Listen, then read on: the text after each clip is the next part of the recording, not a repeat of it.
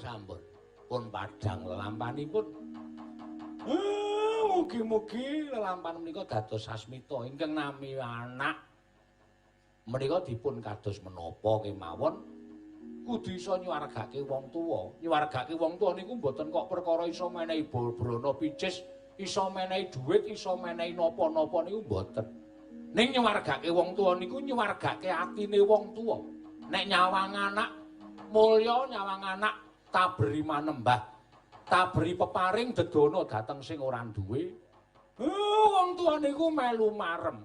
Ning nek wong tuwa niku nyawang anak metakil bedugal, monggo ora ngerti tata krama. Lah, atine wong tuwa sumuk, atine wong tuwa kaya digerus.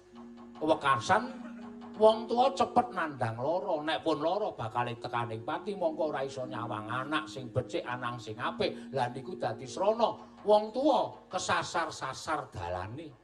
Iya Kakang Semar nggih. Mugi-mugi Pandhawa niku dados kaca benggala. Terus?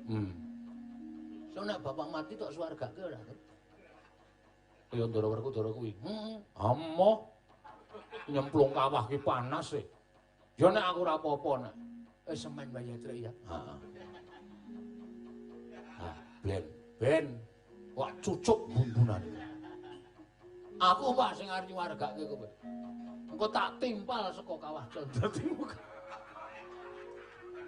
Bahasamu iki lho. Ditimpal ki apa? Wis yo, bubar yo. Omong wae ora. Ndara Punta Dewa dadi wayang ora omong ki. Meneng wae klecam-klecem. Ngendi kok aduh.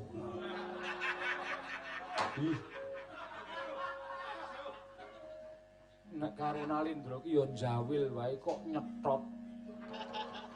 Mongko kukune gawane ora jamak. Iya Kakang Semar, muga-muga ngendikaning Kakang Semar dimidhangetake dening para putra-putra ingkang kudu ngabekti lawan wong tuane Kakang Nayana.